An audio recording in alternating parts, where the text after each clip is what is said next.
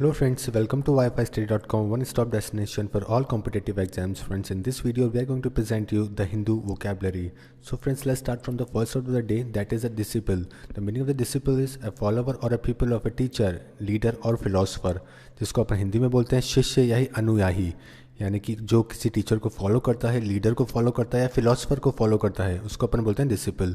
Synonym है इसके follower, एडरेंट, believer, devotee, एक्लाइट या फिर वोटरी। और इसके एंटोनिम्स है डिट्रेटर, ओपोनेंट, क्रिटिक या फिर सेंसर। और नाउ जैसे the example, a true disciple not only spreads its own religion but also contributes to others also. यानी कि एक ट्रू डिसिपल कौन सा होता है? वो होता है जो सिर्फ अपना ही रिलीजन को स्प्रेड नहीं करता है लेकिन दूसरे रिलीजन को भी स्प्रेड कराने में वहाँ पे उनको मदद करता है। अब देखते हैं इसके रिलेटेड वर्ड, डिसिपलशिप यानी कि शिष्टता। Now let's see the trick, this people मेरी सारी बात मानता है, मेरा डिसिपल है।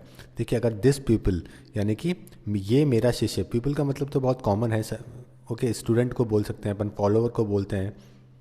तो दिस पीपल मेरी सारी बात मानता है, तो ये मेरा कैसा है? डिसिपल है। देखिए यहाँ पे दिस भी आ रहा है और पीपल भी आ रहा है।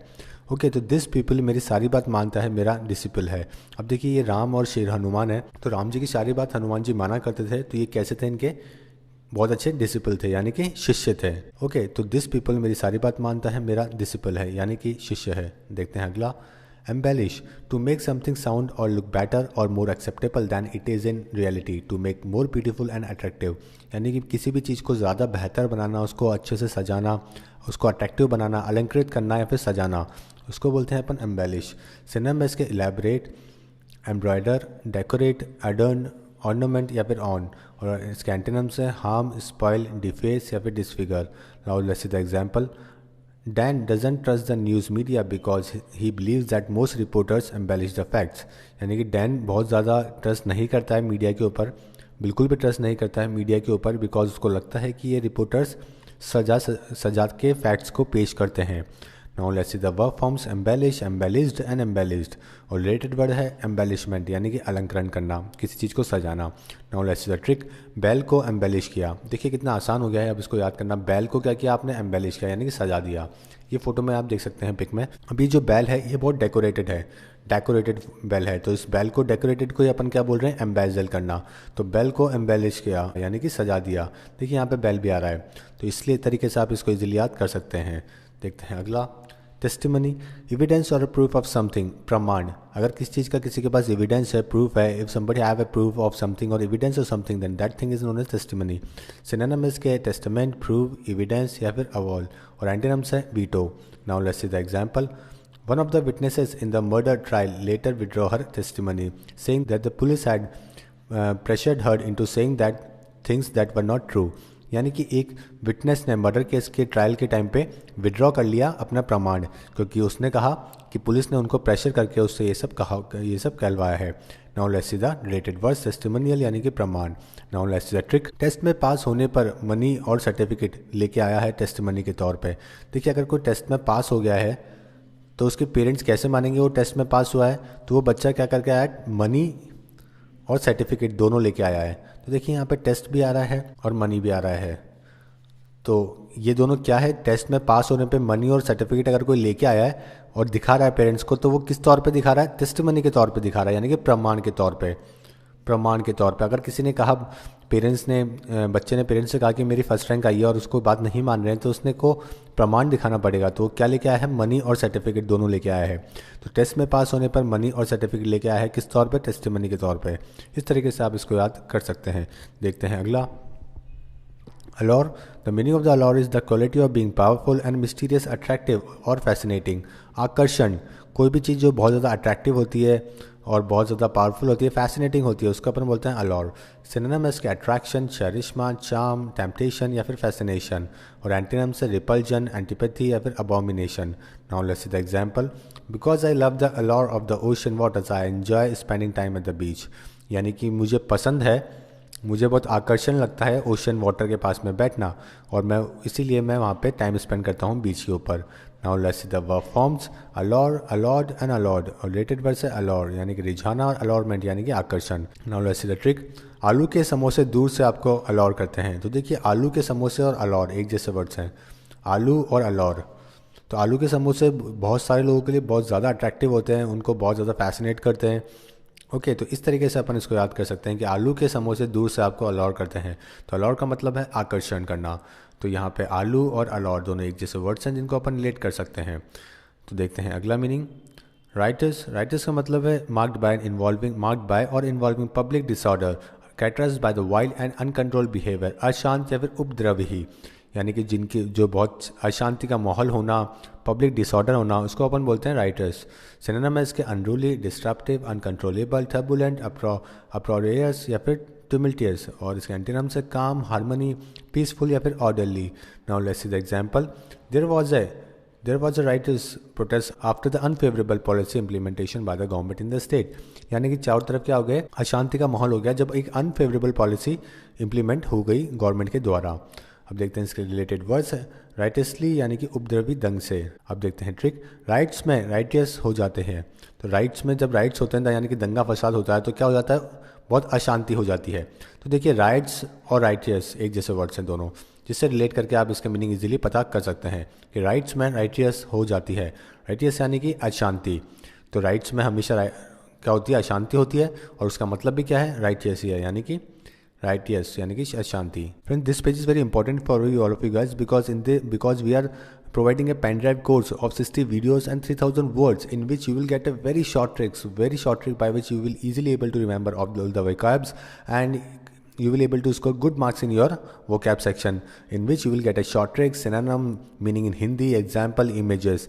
And if you access online via vocab 24 app, you will get in just rupees 497, in which you will get immediate access, plus in this you will need a internet access. And if you want this in a pen drive, then you will get in a 999, and in which you will get a free home delivery, plus you don't need a internet. You can easily use this pen drive anywhere else. Also it is a 8 GB pen drive, and you will get in 999. For any query, call or WhatsApp you 702-3333-675. So let's proceed for the crux. The meaning of the crux is the decision or the most important point at issue.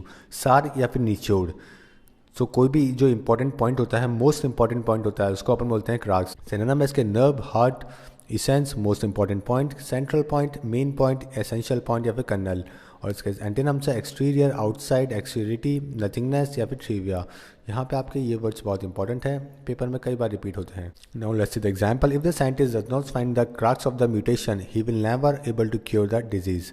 यानी कि जब तक अगर mutation का जो main point है वो scientist पता नहीं करेंगे, तब तक वो क्योर उस डिजीज़ का नहीं कर पाएंगे। Now let's see the trick. सारी बाइकों में यामाहा क्रक्स बाइक क्रक्स है। तो यामाहा क्रक्स बाइक कैसी है, क्रक्स है, यानी कि मोस्ट इंपॉर्टेंट है या फिर मोस्ट क्रिटिकल पॉइंट, बहुत ही सेंट्रल पॉइंट है सारी बाइकों का। तो सारी बाइकों में यामाहा क्रक्स बाइक क्या है, क्रक्स है। तो देखिए ये एक बाइक होती है यामाहा क्रक्स, इसका नाम ही यही है। ओके, तो ये इस यामाहा बाइक की इसकी स्पीड के लिए जानी जाती है, काफ़ी अच्छा इसकी स्पीड होती है। तो ये बाइक क्या है, इस कैटेगरी के अंदर क्रक्स है, यानी कि मोस्ट इंपॉर्टेंट है। ओके, ये क्या है, मेन है सबसे ज़्यादा इन सारी बाइक की कैटेगरीज में। तो सभी बाइकों में यामाहा क्रक्स है। तो इस तरीके से आप इसको याद कर सकते हैं। देखते हैं next. Advent, the arrival of a notable person और थिंग। आगमन, अगर कोई चीज़ आ रही है, नोटेबल पर्सन या फिर थिंग, उसको अपन बोलते हैं advent. Synonyms arrival, appearance, emergence, occurrence, down, origin and rise. और एंटीनिम्स है डिपार्चर, लिविंग या फिर and. Now let's see the example. With the advent of the internet working from home has became a real phenomena. यानी कि जब internet का आगमन हुआ तब घर से काम करना बहुत ही आसान हो गया और एक ये रियल फिनोमिना बन गया। अब देखते हैं रिलेटेड वर्ड्स। एडवेंटिशियस यानी कि आगंतुक। अब देखते हैं इसके ट्रिक। एडवर्टाइजमेंट के बाद प्रोडक्ट का एडवेंट होता है। तो देखिए कभी भी कोई भी एडवर्टाइजमेंट आता है जब टेलीविज़न के अंदर, तो सबसे पहले एडवर्टाइजमेंट आता है, उसके बाद में किसका आगमन होता है, प्रोडक्ट का आगमन होता है, कि प्रोडक्ट के बारे में बताया जाता है। पहले कोई छोटी सी मूवी दिखाई जाती है, कोई 15-20 सेकंड की, उसके बाद में उसके प्रोडक्ट के बारे में बताया जाता है। तो एडवर्टीजमेंट के बाद प्रोडक्ट का एडवेंट होता है, यानी कि उसका आगमन होता है। तो देखिए यहाँ पे एडवर्टीजमेंट और एड दोनों एक जैसे वर्ड्स हैं। तो इस तरीके से आप इसको रिलेट कर सकते हैं कि एडवर्टीजमेंट के बाद में प्रोडक्ट का एडवेंट होता है, यानी कि आगमन। Predicament, a difficult unpleasant situation, कठिन परिस्थिति या फिर संकट। सिनोनिम्स के difficult situation, mess, difficulty, problematic, quandary, trouble या फिर मडल। और एंटीनिम्स है ब्लेसिंग, बून या फिर solution. Now let's see the example. Because I call my father, he always assumes I am in some time of predicament and in need of his help. यानी कि जब भी मैं मेरे फादर को कॉल करता हूँ तो उनको ये लगता है कि मैं किसी कठिन परिस्थिति में हूँ और मुझे उनकी हेल्प चाहिए. अब देखते हैं रिलेटेड वर्ड्स. प्रिडिकेबल यानी कि दुर्दशा. अब देखते हैं इसको याद करने की ट्रिक. प्रिडिक्ट करना मन के लिए मुश्किल है, इसलिए प्रिडिकेमेंट है. देखिए प्रिडिक्ट करना मन के लिए हमेशा मुश्किल होता है. तो और ये कैसी कंडीशन होती है? प्रीडिकामेंट कंडीशन होती है, यानी कि बहुत ही मुश्किल भरी कंडीशन होती है. अगर आपको अपने रिजल्ट के बारे में पता करना है पहले से, तो ये बहुत मुश्किल होता है रिजल्ट की में परसेंटेज पता करना, मार्क्स पता करना.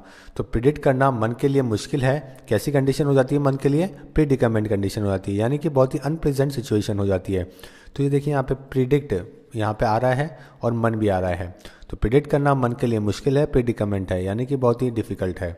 Now let's say another one, that is gamut, the complete range or scope of something. सारे पहलू या फिर विस्तार से देखने को बोलते हैं gamut. सिनोनिम है इसका रेंज, स्पेक्ट्रम, स्पैन, एक्सटेंड या फिर रीच. और एंटीनम्स है नैरो या फिर पैरोकियल. और now let's say the example, since the argument against the metro project run the gamut from the cost to conservation efforts, it will be a while before a final decision is made on the project. अब देखते हैं इसको trick याद करने की. Government of गैम्बूट of department है. Government क्या है? गैम्बूट ऑफ डिपार्टमेंट है, यानी कि बहुत सारा डिपार्टमेंट में है इसके अंदर, यानी कि एंटायर रेंज है इसके अंदर. ओके, तो देखिए गवर्नमेंट और गैमेट एक जैसे वर्ड्स हैं. तो गवर्नमेंट में कैसे हैं? बहुत सारे डिपार्टमेंट, तो अपन उसी को बोल रहे हैं गैमेट, यानी कि विस्तार वाले डिपार्टमेंट है, बहुत सारे. रेंज है यहाँ पे कंप्लीट. डिफेंस अलग है, रेलवेज अलग है, और भी कई तरीके के डिपार्टमेंट्स है. तो गवर्नमेंट में गैमेट ऑफ डिपार्टमेंट्स है. तो इस तरीके से आप इसको रिलेट करके याद रख सकते हैं. देखते हैं last word of the day, that is upsurge. An upward search in the strength और क्वालिटी ऑफ समथिंग और एन इंक्रीज. किसी भी चीज़ को चढ़ाना, बड़ा करना, अपनी स्ट्रेंथ या फिर क्वालिटी को इंक्रीज करना, उसको बोलते हैं अपसर्च करना. सिनोनिम है इसके boom, improvement, upswing, upturn, advance या फिर राइज. और एंटीनम्स है डाउन टर्न या फिर downfall. Now let's see the example. After the new policies implementation, there was an immediate upsurge in the revenue. यानी कि जैसे नई पॉलिसीज़ का इम्प्लीमेंटेशन किया गया, एकदम से रेवेन्यू को क्या हुआ? अपसर्ज हुआ, यानी कि एकदम से रेवेन्यू बढ़ गया. Now let's see the trick. Mountain पे सर्च करने के लिए स्ट्रेंथ अपसर्च करनी पड़ेगी. तो माउंटेन पे अगर किसी को सर्च करना है, यानी कि चढ़ना है, तो उसको अपनी स्ट्रेंथ क्या करनी पड़ेगी? अपसर्च करनी पड़ेगी, यानी कि बढ़ानी पड़ेगी. तो देखिए ये वाला सर्च और ये वाला सर्च दोनों में सर्च आ रहा है. अगर माउंटेन पे किसी को सर्च करना है, यानी कि चढ़ना है, तो उसको अपनी स्ट्रेंथ अपसर्च करनी पड़ेगी, यानी कि उसको बढ़ानी पड़ेगी. तो अपसर्च को बोलते हैं अपन उन्नति करना, किसी चीज़ को बढ़ाना, स्ट्रेंथ को या फिर क्वालिटी को. So friends let's revise once again, ताकि आपको ये और बेहतर से वोकैब याद हो जाए. सो अपसर्च का मीनिंग है उन्नति करना, बढ़ाना किसी चीज़ को. गैमेट का मतलब है सारे पहलू, विस्तार, कंप्लीट रेंज और स्कोप ऑफ समथिंग. प्रीडिकामेंट का है डिफिकल्ट अनप्रेजेंट सिचुएशन, कठिन परिस्थिति. एडवेंट का मतलब है the arrival of a notable person और थिंग, आगमन. क्राक्स का मतलब है सार, the important point at issue और द इम्पॉर्टेंट डिसीजन. राइटिस का मतलब है अशांति, उपद्रवी, अलौर, आकर्षण करना. टेस्टिमनी, प्रमाण, एविडेंस. एम्बेलिश, अलंकृत करना, सजाना, टू मेक समथिंग साउंड और लुक बेटर और more acceptable than it is in reality.